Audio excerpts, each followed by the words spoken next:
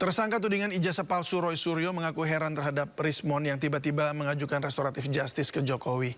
Roy mengaku akan mengikuti dan mendoakan Rismon agar mendapat hidayah.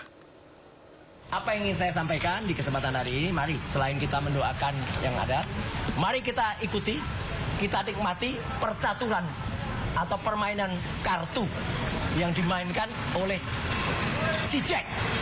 Apa itu si Jack? Nah ini, Jack. Wow. Ini si Jack. Ya. Ada Jacknya. Ada Jacknya. Ya ini Jack lo ya. Jack apa? Jack Sekop? Bukan Joker atau apa. Ini Jack. Ya, Jack. Dan Jack inilah yang termasuk salah satu yang diketemukan pada saat sidang CLS. Dan itu di Desa Ketoyan. Ada penelitiannya. Oh iya. Bang Respon juga, Bang Michael, Pak Janes juga ada di sana. Jadi ya itulah kenapa itu tiba-tiba bisa berubah dalam tempo mungkin hanya 1-2 hari aja. Tapi sekali lagi berikan hidayah. Ya, kita memohon kepada Allah Subhanahu wa taala semoga sahabatku Respon diberikan. Sementara itu di saat Rismon Sianipar menemui Jokowi di Solo, Jawa Tengah, Dr. Tifa mengunggah curhatan di laman Instagramnya. Dr. Tifa menulis mereka pernah berjuang bersama-sama buat memutihkan hitamnya sejarah bangsa ini. Dr. Tifa Uzia Tiasuma mengunggah fotonya bersama Rismon Sianipar dan Roy Suryo. Tifa menuliskan di caption, ketika kami bertiga masih memilih menjadi manusia yang seberani-beraninya. Ia juga menyebut perjuangan memang berat dan melelahkan. Tidak semua orang sanggup. Ia pun menulis pesan untuk Rismon Sianipar dengan kata-kata, bagaimanapun kita sudah pernah berjuang bersama-sama untuk memutihkan hitamnya sejarah bangsa ini.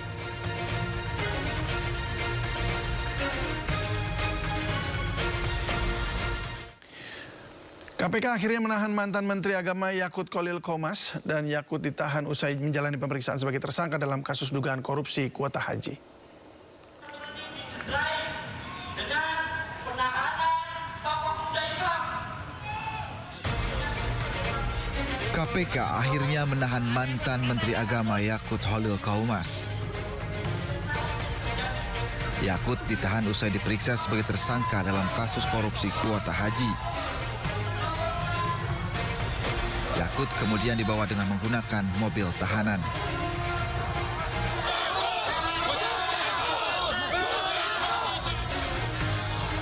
Sementara massa Banser NU memprotes penahanan Yakut. Mereka yang berada di kawasan gedung KPK sejak siang meneriakan nama Gus Yakut sebagai panggilan dari Yakut Khalil Qomas.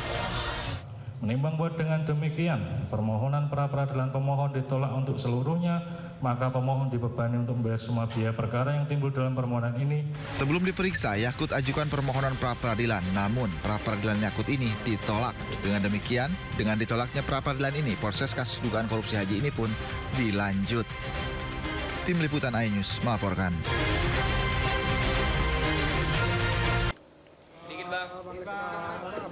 Ya, saat ditanya awak media, Rismon hanya berkelakar mengunjungi Wapres Gibran untuk silaturahmi. Kemudian Rismon langsung menuju ruang pertemuan dengan Wapres Gibran. Sementara pertemuan digelar tertutup. Usai pertemuan, keduanya langsung menemui awak media. Di saat pamitan, Gibran juga memberikan parsel kepada Rismon. Saya siap untuk dicaci, dimaki, dijadikan pengkhianat. Yang penting saya telah menemukan kebenaran itu dengan rekonstruksi, dengan uji coba yang sudah saya lakukan 3 bulan ini dan akan saya tuliskan dalam buku. Ya, bukan dengan cuap-cuap.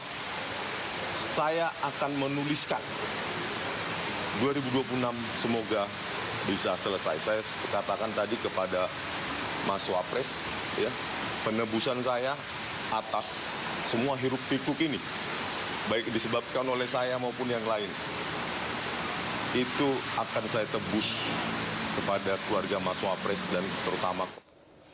Melalui pesan singkat, Wakil Presiden Republik Indonesia Gibran Rakabuming Raka menanggapi permintaan maaf Rismon Sianipar.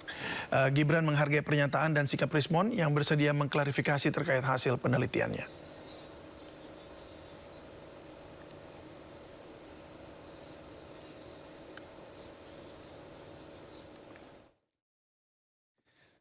Ya, Wapres Gibran mengatakan bulan Ramadan adalah bulan yang sangat baik untuk saling memaafkan dan kembali merajut tali persaudaraan.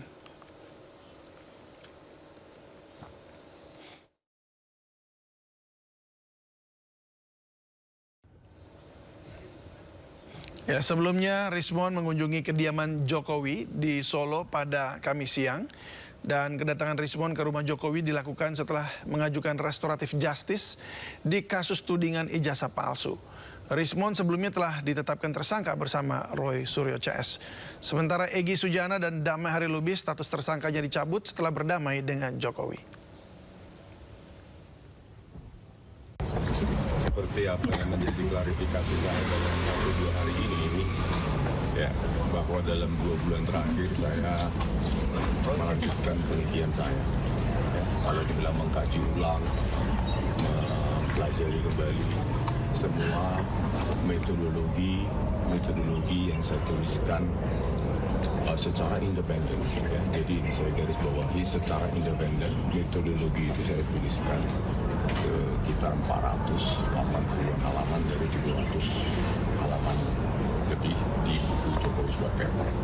Nah, karena buku tersebut adalah tulisan yang independen, artinya tulisan kami antara Pak Roy dan kita tidak ada saling bergabung, tidak ada saling keterkaitan karena ditulis secara terpisah, baik secara biografi maupun analisa. Nah, terkait dengan itu, maka saya tentu tetap melanjutkan penelitian saya. Apa yang dilakukan Pak Roy dan Bu Tifa saya tidak tahu, ya, karena memang objek kajian saya berbeda. Nah, dalam penelitian lanjutan saya ada temuan-temuan baru yang memang berdasarkan penelitian juga dapat dipertanggungjawabkan secara ilmiah dan secara akademik, bukan dengan narasi yang suka atau tidak suka, dihina atau tidak, dicaci maki atau tidak. Ini murni bisa dipertanggungjawabkan. Apa itu? Ya, pertama saya dapati memang sejak gelar perkara ditunjukkan ijazah analog dari Bapak Joko Widodo, ya. Terus saya kaji lagi apa yang saya amati di situ, bahwa ada emboss, ada watermark, ya. Jadi emboss dan watermark ini menjadi objek kajian saya, dan saya teliti memang tidak ada hologram. Mungkin setelah saya kaji dengan beberapa objek ijazah lainnya di tahun yang sama dari UGM, memang pada saat itu hologram memang tidak dipakai sebagai pengunci atau pengaman dalam sebuah ijazah. Jadi memang yang ada hanya watermark dan hologram. Ya. Nah, setelah itu yang saya bandingkan dan saya analisa dengan apa yang diupload secara digital di akun X dari saudara Dian Sandi Utama. Nah, di situ ya saya temukan memang dengan puluhan metode ada watermark, Gajah Mada, dan terus juga di sebelah kiri bawah itu ada emboss. Ya, sebagai peneliti independen dan bertanggung jawab, tidak bias, tidak ada kaitan dengan afiliasi politik apapun, maka seorang peneliti itu harus bisa menyatakan kesalahannya dan mengkoreksi hasilnya sendiri.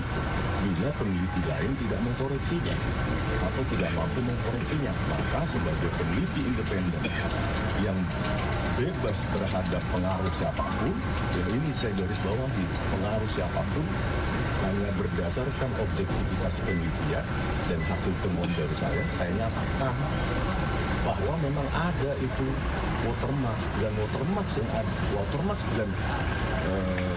emboss yang ada pada dokumen yang diupload Dian Sandi Utama konsisten dengan apa yang saya lihat di pada saat. Sebelum Rismond, dua mantan tersangka ijazah Jokowi, Egy Sujana dan Damai Lubis menemui Jokowi di Solo, Jawa Tengah. Dalam pertemuan itu, Egy mengajukan restoratif justice atau permohonan damai. Dalam pertemuan itu, Egy dan Jokowi membicarakan upaya restoratif justice terhadap penetapan dirinya sebagai tersangka. Menurut Egy, penetapan dirinya sebagai tersangka dinilai tidak sesuai prosedur hukum. Ia menyebut dirinya dilindungi undang-undang advokat dan tidak pernah menjalani pemeriksaan sebelum ditetapkan sebagai tersangka. Egy juga menampik anggapan bahwa dirinya datang untuk meminta maaf. Namun Egy sempat memuji Jokowi. Yang bagus, Pak Jokowi akhlaknya bagus. Dia terima kita dengan baik, padahal dia merasa yang difitnahin. Itu akhlak, saya merasa Jokowi